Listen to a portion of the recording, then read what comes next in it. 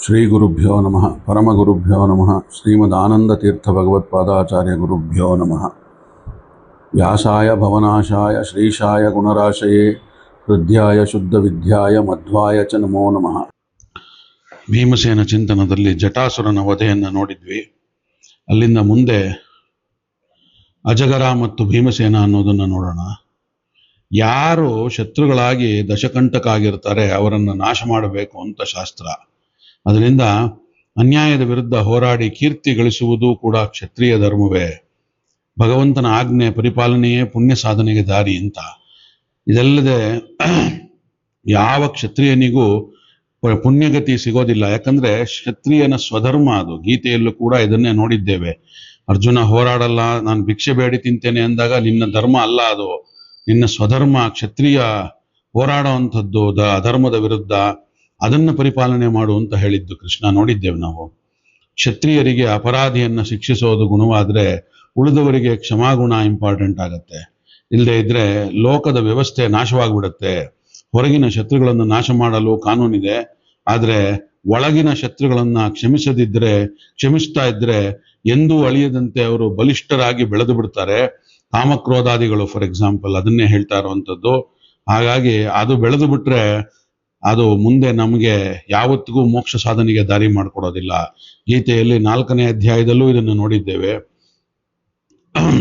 ಶಸ್ತ್ರವನ್ನ ಹಿಡಿದು ಕಾಮಕ್ರೋಧಗಳು ಒಳಗಿನ ಕೋಟೆ ದಾಟದಂತೆ ಅಲ್ಲೇ ಕಡಿದು ಹಾಕಿಬಿಡ್ಬೇಕು. ಯಾವುದು ಶಸ್ತ್ರ ಅಂದ್ರೆ ಭಗವಂತನ ಒಂದು ಕೃಪಾ ಕಟಾಕ್ಷ, ಅದನ್ನಿಟ್ಕೊಂಡು ಅಂತ. ಈಗ ಹಿಮಾಲಯ ತಪ್ಪಲಲ್ಲಿ ಪಾಂಡವರು ವಾಸ ಮಾಡ್ತಾ ಇದ್ದಾರೆ. ಮುಂದಿನ ಕಥೆ ಪ್ರಾರಂಭ ಆಗುವಂಥದ್ದು.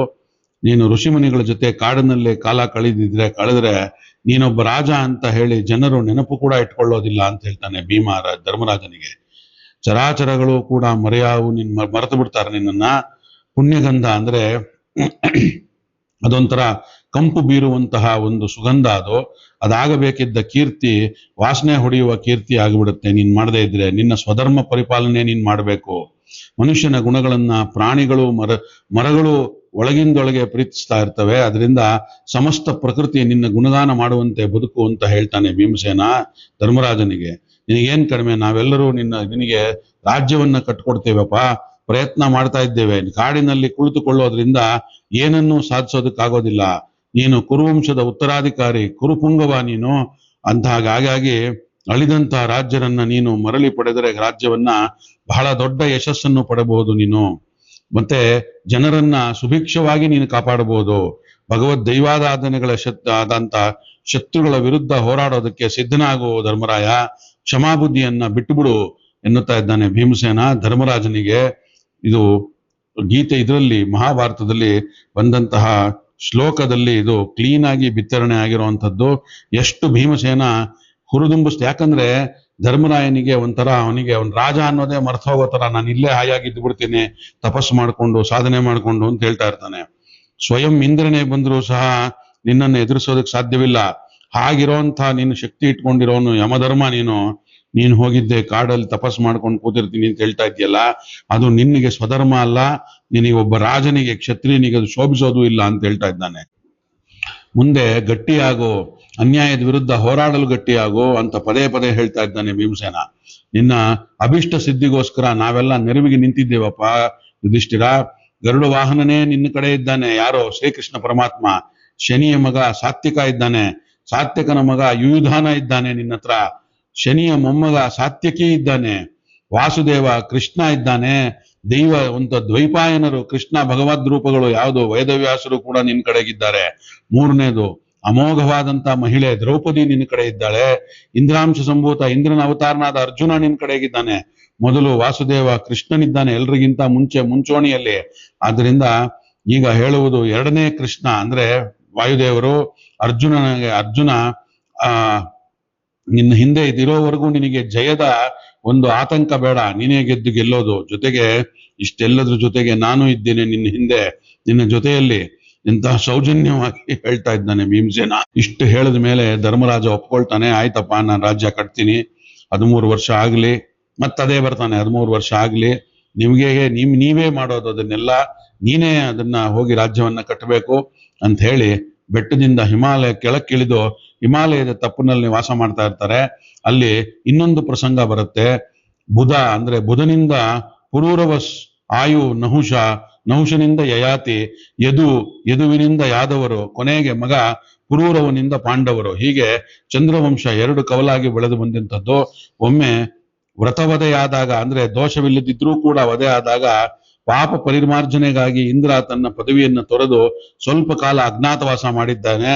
ಆ ಇಂದ್ರ ಪದವಿ ತೆರವಾದ್ರಿಂದ ಅಲ್ಲಿ ಒಬ್ಬನನ್ನು ಕೂಡಿಸಬೇಕೆಂತ ದೇವತೆಗಳು ತೀರ್ಮಾನ ಮಾಡಿರ್ತಾರೆ. ಆಗ ದೇವತೆಗಳಲ್ಲಿ ಒಂದು ವಿಚಿತ್ರ ಸ್ವಭಾವ, ಯಾವ ಕಾಲಕ್ಕೂ ಇನ್ನೊಬ್ಬರ ಒಂದು ಪೋಸ್ಟ್ ನಲ್ಲಿ ನಾವು ಕೂತಿರ್ತೀವಿ ಸ್ವಲ್ಪ ಹೊತ್ತು ಅಂತ ಇನ್ಚಾರ್ಜ್ ಕೂಡ ಆಗೋದಿಲ್ಲ ಅಂತ. ಅವರು ನಿಯತವಾದಂತ ಅಧಿಕಾರವನ್ನು ಮಾತ್ರ ನಡೆಸಂತವ್ರು. ತಾತ್ಕಾಲಿಕವಾಗಿ ಯಾರೋ ಒಬ್ಬರಿಲ್ಲ ಅಂತ ನಾವು ಹೋಗಿ ಕೂತ್ಕೊಂಡು ಮಾಡ್ತೀವಿ ಅಂತಿಲ್ಲ. ಇಂದ್ರ ಪದವಿ ಬಂದ ತಕ್ಷಣ ತಲೆ ತಿರುಗಿತು ನಹುಷನಿಗೆ. ಯಾಕೆಂದ್ರೆ ನಹುಷ ಇಂದ್ರನಾಗಿ ಕೂತಿದ್ದ ಅಲ್ಲಿ. ನಹುಷ ಏನಾಗತ್ತೆ ನಹುಷನಿಂದ ಅಂತ ದಾಸರು ಹೇಳಿದ್ದಾರೆ. ಹಾಗಾಗಿ ಪದವಿ ಆಸೆ ಪಟ್ಟಂತ ನಹುಷನ ಗತಿ ಏನಾಯ್ತು ಅಂತ ಗೋಪಾಲದಾಸರು ಹಾಡಿದ್ದಾರೆ. ಶಚಿಗೆ ದೇವತೆಗಳು ಹೋಗಿ ಹೇಳ್ತಾರೆ. ಆಗ ಶಚಿ ಸಪ್ತರ್ಷಿಗಳ ಪಾಲಕಿಯಲ್ಲಿ ನಹುಷನನ್ನು ಹೊತ್ಕೊಂಡು ಬಂದ್ರೆ ನಾನು ಭೇಟಿ ಕೊಡುವೆ ಅಂತ ಹೇಳ್ತಾಳೆ. ಅನಂತರ ಸಪ್ತರ್ಷಿಗಳಿಗೆ ಹೇಳಲಾಗಿ ಅವನು ನಹುಷನನ್ನ ಹೊತ್ಕೊಂಡು ಹೋಗಿ ಬರುವಾಗ ಅಗಸ್ತ್ಯರು ಬರ್ತಾರಲ್ಲಿಗೆ. ನಹುಷ ವೇದ ಪ್ರಮಾಣವೋ ಅಪ್ರಮಾಣವೋ ಅಂತ ಕೇಳ್ತಾರೆ ಅವನ್ನ. ವೇದ ಪ್ರಾಮಾಣ್ಯ ಅಂತ ಹೇಳಿ ಕಟ್ಕೊಂಡು ನನಗೇನಾಗ್ಬೇಕಾಗಿದೆ, ಯಾರ ಒಂದು ಪ್ರತೀಕದಲ್ಲಿ ಆಹುತಿ ಭಗವಂತನಿಗೆ ಸಲ್ಲುತ್ತದೋ ಅವನೇ ಹೇಳಿದನಂತೆ ಅಂತ ಹೇಳಿ, ಅಂದ್ರೆ ನಾನೇ ಇಂದ್ರ ಹೇಳ್ತಾ ಇರುವಂತದ್ದು. ಇಂದ್ರ ಯಸ್ವಾಹ ಅಂತ ಮಾಡ್ತೀವಲ್ಲ ನಾವು, ಅದೇನೆ 16 ಕಲೆಗಳಲ್ಲಿ ಪ್ರಧಾನ ಕಲೆ ಇಂದ್ರನದ್ದು. ಪ್ರಥಮ ಆಹುತಿ ಸ್ವೀಕಾರ ಅವನದ್ದೇನೆವೆ. ಕೋಪಗೊಂಡ ಅಗಸ್ತ್ಯರು ಏನ್ ಮಾಡ್ತಾರೆ, ನಾನು ಇಂದ್ರನಾಗಿದ್ದೇನೆ, ನಾನೇ ಇರುವಾಗ ವೇದ ಪ್ರಾಮಾಣ್ಯ ಆದ್ರೇನು ಅಪ್ರಮಾಣ್ಯ ಆದ್ರೇನು ಅಂದ್ಬಿಡ್ತಾನೆ ನಹುಷ. ಅಗಸ್ತ್ಯರು ಕೋಪ ಬಂದು ಅವನಿಗೆ ಆ ಒಂದು ಅಗಸ್ತ್ಯರನ್ನ ತುಳಿದು ಬಿಡ್ತಾನೆ ಅವನ ಜೊತೆಗೆ, ಈ ತರ ಮಾತಾಡಿದ್ರಲ್ಲ ಅಂತ ಹೇಳಿ. ಆಗ ಅಗಸ್ತ್ಯರ ತಲೆಮುಡಿಯಲ್ಲಿದ್ದಂತ ಕುಳಿತ ಭೃಗು ಶಾಪ ಕೊಡ್ತಾರೆ ಅವನಿಗೆ, ನೀನು ಇಂಥ ಅಹಂಕಾರದಿಂದ ವರ್ತಿಸಿದ್ರಿಂದ ನೀನು ಅಜಗರವಾಗಿ ಹೋಗು ಅಂತ ಹೇಳ್ತಾನೆ. ಆಗ ಅಂಥ ನಹುಷ ಯುಗಾಂತರಗಳಿಂದ ಹಿಮಾಲಯದಲ್ಲಿ ಅಜಗರವಾಗಿ ಬಿದ್ದಿರ್ತಾನೆ ಅವನು. ಶಾಪ ಬಂದು ಇದನ್ನೆಲ್ಲ ಯಾತಕ್ ಪೀಠಿಕೆ ಹೇಳಿದೆ ಅಂದ್ರೆ, ಅಜಗರ ಹೇಗೆ ಬಂದ, ಎಲ್ಲಿಂದ ಬಂದ, ಯಾತಕ್ಕೋಸ್ಕರ, ಏನು ಮುಂದೆ ಅನ್ನೋದನ್ನ ತಿಳಿಸಕ್ಕೋಸ್ಕರ. ಶಾಪ ಬಂದ ಮೇಲೆ ಜ್ಞಾನೋದಯವಾಗಿ ಪರಿಹಾರವೇನು ಅಂತ ಕೇಳಿದಾಗ ಭೃಗು ಋಷಿಗಳು ಹೇಳ್ತಾರೆ, ಇಂದ್ರ ಪದವಿ ಬರುವ ಮುಂಚೆ ನೀನು ಯಾರೆದುರು ನಿಲ್ಲುತ್ತೀಯೋ ಅವರ ಶಕ್ತಿ ನಿನಗೆ ಬರುತ್ತೆ. ಹಾಗಾಗಿ ಅಂತ ಹೇಳಿ ದೇವತೆಗಳು ವರ ಕೊಟ್ಟಿದ್ರು. ಎಲ್ಲಾ ಶಕ್ತಿಗಳು ಬಂದ ಮೇಲೆ ತಲೆ ತಿರುಗಿತ್ತು ನಹುಷನಿಗೆ. ಆಗ ಅವನಿಗೆ ಬಂದಿರ್ತಂತ ಶಕ್ತಿ ಅದು. ಅವನಿಗೆ ಅದು ಹೋಗಿ ಬಿದ್ದೋಗಿರ್ತಾನೀಗ. ಅವನಿಗೆ ಒಂದು ವರ ಕೊಟ್ಟಿರ್ತಾರೆ, ನಿನಗೆ ಷಷ್ಠಕಾಲ ಅಂದ್ರೆ 6ನೆಯ ಊಟಕ್ಕೆ ತನ್ನಷ್ಟಕ್ಕೆ ಯಾವುದು ನಿನ್ನ ಬಳಿ ಬರುವುದೋ ಅದು ನಿನ್ನನ್ನು ಬಿಡಿಸ್ಕೊಂಡು ಹೋಗುವುದು ಸಾಧ್ಯವಿಲ್ಲ. ಅವರು ನಿನಗೆ ಆಹಾರ ಆಗ್ತಾರೆ. ನೀನು ಯಾರನ್ನು ನೋಡುತ್ತೀ ಅವರ ಶಕ್ತಿಯನ್ನು ಗ್ರಹಣ ಮಾಡಬಲ್ಲೆ. ಯಾರು ನಿನ್ನಿಂದ ತಪ್ಪಿಸಿಕೊಳ್ಳುವ ಶಕ್ತಿ ಇದ್ರೂ ಸುಮ್ಮನಿರುತ್ತಾರೋ ಅಂಥವರಿಗೆ ನಿನ್ನಲ್ಲಿದ್ದ ಒಂದು ಶಕ್ತಿ ಎಲ್ಲ ಹೋಗುತ್ತೆ. ಮತ್ತೆ ನಿನ್ನ ಪ್ರಶ್ನೆಗಳಿಗೆಲ್ಲ ಉತ್ತರ ಕೊಟ್ಟವರಿಂದ ನಿನ್ನ ಅಜಗರ ಜನ್ಮ ಹೋಗುತ್ತೆ ಅಂತ ಹೇಳಿ, ಅಲ್ಲದೆ ಪೂರ್ವ ಜನ್ಮದ ಸ್ಮೃತಿ ಕೂಡ ನಿನಗೆ ಬರುತ್ತೆ ಅಂತ ಹೇಳಿ ಹೊರಟೋಗ್ತಾರೆ ಭೃಗುಮುನಿಗಳು. ಭೀಮಸೇನ ನಹುಷನಲ್ಲಿದ್ದಂತ ಶಕ್ತಿಯನ್ನೆಲ್ಲ ತನ್ನಲ್ಲಿ ಆವಾಹನೆ ಮಾಡಿಕೊಂಡು ಅವರನ್ನ ಅಜಗರ ಜನ್ಮದಿಂದ ಬಿಡುಗಡೆಗೊಳಿಸಬೇಕು ಅಂತ ಹೇಳಿ ಗೊತ್ತಿರುತ್ತೆ, ಮುಂಚೆನೆ ದೈವ ಸಂಕಲ್ಪ ಇರುತ್ತಲ್ಲಿ. ಅದಕ್ಕಾಗಿ ಅಜಗರ ಇದ್ದ ಕಾಡಿನಲ್ಲಿ ಓಡಾಡ್ತಿರ್ತಾನೆ ಭೀಮಸೇನ. ಅಗಸ್ತ್ಯರ ಮನೆಯನ್ನ ಹೋಗುವಾಗ ಸ್ವಲ್ಪ ನಿಧಾನ ಮಾಡ್ತಾರಂತೆ. ಆಗ ಒಂದು ಸರ್ಪ ಮುಂದೆ ಬರುತ್ತಂತೆ, ಮುಂದೆ ಸರಿ ಅಂತ ಹೇಳಿ ನಹುಷ ಹೇಳ್ತಾನೆ. ಅದಕ್ಕಾಗಿ ಸರ್ಪವಾಗು ಅಂತ ಹೇಳಿ ವಿನೋದವಾಗಿ ಹೇಳ್ತಾರೆ ಅಗಸ್ತ್ಯರು ಅಂತ ಹೇಳ್ತಾನೆ. ಮೇಲಕ್ಕೇರಿದವರು ಯಾವತ್ತಿದ್ರೂ ಚಕ್ರಭ್ರಮಣಾಪಾಯದು ಕೆಳಕ್ಕಿಳಿಲೇಬೇಕು, ಕೆಳಕ್ಕಿರೋರು ಮೇಲ್ ಹೋಗ್ಬೇಕು. ಮನುಷ್ಯನನ್ನು ತನ್ನ ಅಹಂಕಾರದಿಂದ ಪೂರ್ವ ಜನ್ಮದ ಸ್ಮೃತಿ ಕರೆದುಕೊಳ್ತಾನೆ. ಆದ್ರೆ ಪ್ರಾಣಿಗಳಲ್ಲಿ ಹೀಗಾಗೋದಿಲ್ಲ. ಅದರಿಂದ ಹೆಚ್ಚಿನ ಪ್ರಾಣಿಗಳಿಗೆ ಪೂರ್ವ ಜನ್ಮದ ಅರಿವಿರುತ್ತೆ. ಪೂರ್ವ ಜನ್ಮದ ಸ್ಮೃತಿಯ ಲಾಭ ಪಶ್ಚಾತ್ತಾಪ. ಹಾಗಾಗಿ ನೀನು ಹಾವಿನ ಹಾಗೆ, ಆದ್ದರಿಂದ ಹಾವಿನ ಇದ್ರಲ್ಲಿದ್ರೂ ಕೂಡ ನಿನಗೆ ಪೂರ್ವ ಜನ್ಮದ ಸ್ಮರಣೆ ಇರಲಿ ಅಂತ ಹೇಳಿರ್ತಾರೆ. ಪಶ್ಚಾತ್ತಾಪದಿಂದ ನಹುಷ ಇರ್ತಾನಲ್ಲಿ. ಹಿಮಾಲಯದ ಒಂದು ದುರ್ಗಮವಾದ ಪ್ರದೇಶದಲ್ಲಿ ಈ ನಹುಷ ಅಜಗರನಾಗಿ ವಾಸ ಮಾಡ್ತಾ ಇರ್ತಾನೆ.